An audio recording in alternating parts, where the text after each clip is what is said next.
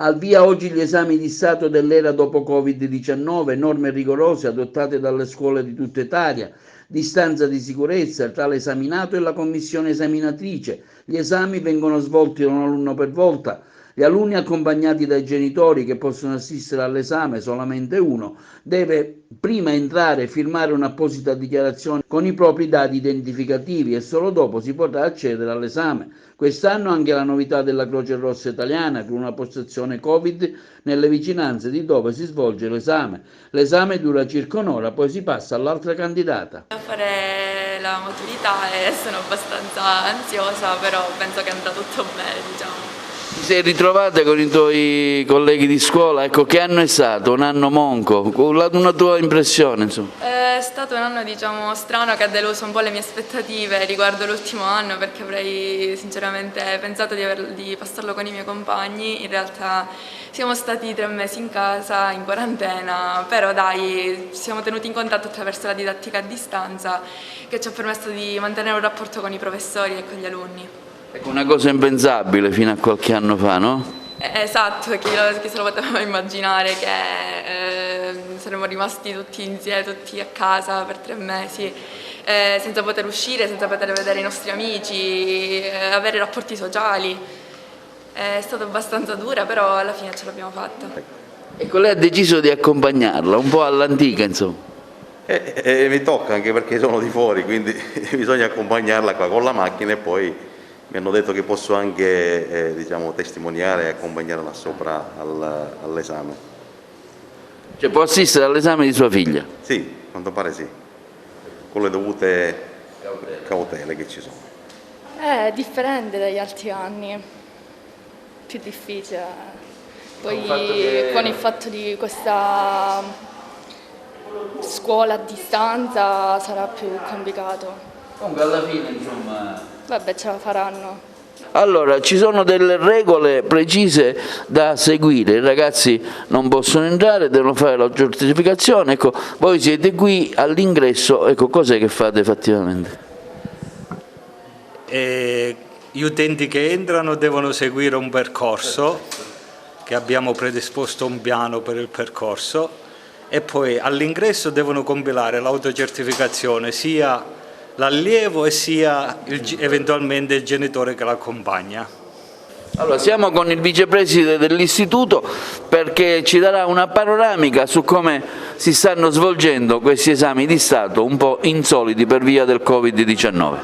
Allora, questa emergenza diciamo, Covid ci ha imposto delle restrizioni e quindi noi ci siamo organizzati in modo tale da rispettare tutta la normativa diciamo, che è stata emanata nell'ultimo periodo. In particolare abbiamo diciamo, attrezzato le aule diciamo, rispettando le distanze sociali, quindi la distanza tra persone non deve essere inferiore ai 2 metri, abbiamo utilizzato dei parafiati, abbiamo imposto l'utilizzo delle mascherine, l'autocertificazione in ingresso sia per quanto riguarda i candidati che i familiari che accompagnano. Ci siamo attrezzati anche con un'aula Covid che viene diciamo, gestita da un volontario della Croce Rossa. Abbiamo trovato veramente logisticamente tutto a posto perché era già la segnaletica messa bene, tutte le norme di sicurezza da rispettare. Il primo candidato ha già fatto la sua performance, è andata benissimo, devo dire che il clima è molto sereno. I ragazzi li vedo anche tranquilli, anche perché i commissari sono tutti interni, i professori che li conoscono benissimo, per cui una certa serenità la percepisco, si avverte proprio nell'aria. E questo è bello, perché i ragazzi hanno vissuto dei mesi un po' particolari, molto particolari. Non sono abituati a stare da soli, è bello a questa età stare insieme, quindi il fatto di essere stati chiusi in casa un pochino li ha traumatizzati.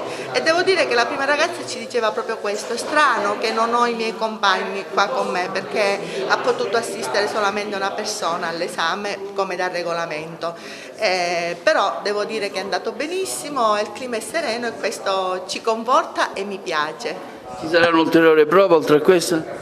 Si farà solo un colloquio orale che prevede diverse fasi in cui il ragazzo darà mostra proprio e ci dimostrerà la sua maturità. Vogliamo andare e dobbiamo andare al di là dei contenuti, a noi non interessano, non è questo il momento dei contenuti, questo è il momento di andare a verificare veramente la maturità, la personalità, l'essere del ragazzo, chi è e cosa vuole fare nella vita. Ecco, quest'anno tra le curiosità dell'esame di Stato c'è anche il punto Covid gestito dalla Croce Rossa. Ecco, ci dica qualcosa gentilmente.